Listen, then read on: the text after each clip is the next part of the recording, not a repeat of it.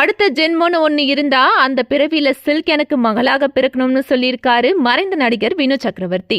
நம்ம விஜயலட்சுமி அதாங்க சில்கோட உண்மையான பெயர். கடைக்கு மாவு அரைக்க போன போது அங்க கிழிஞ்ச பாவாடை சட்டையோட காந்த கண்களோட இருந்த பெண்ணை பார்த்து அசந்து போன வினு சக்கரவர்த்தி அந்த பெண்ணை நீ சினிமாவில நடிக்கிறியான்னு சம்மதம் கேட்டு நடிகையாக்கினாரு. அந்த வகையில கோழி கூவுது படத்துல சில்க் அப்படிங்கிற கேரக்டர்ல அறிமுகமான விஜயலட்சுமியோட பெயர் ஒரு கட்டத்துல சில்க் சுமிதான்னு மாறி போச்சு. அவருடைய காந்த கண்கள் நமட்டு சிரிப்புன்னு எல்லாமே ரசிகர்களை கட்டி போட்டுடுச்சு.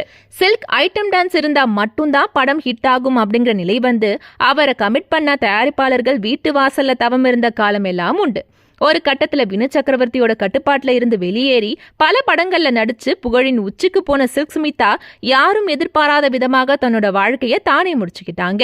இந்த நிலையில தான் அடுத்த ஜென்மோன்னு ஒண்ணு இருந்தா சில்க் எனக்கு மகளாக பிறக்கணும், அவளுக்கு தங்கமான மனசு, பார்க்க தான் பெரிய பெண் ஆனா மனசளவுல மென்மையான குழந்தை மாதிரின்னு புகழ்ந்து பேசினாரு வினு சக்கரவர்த்தி.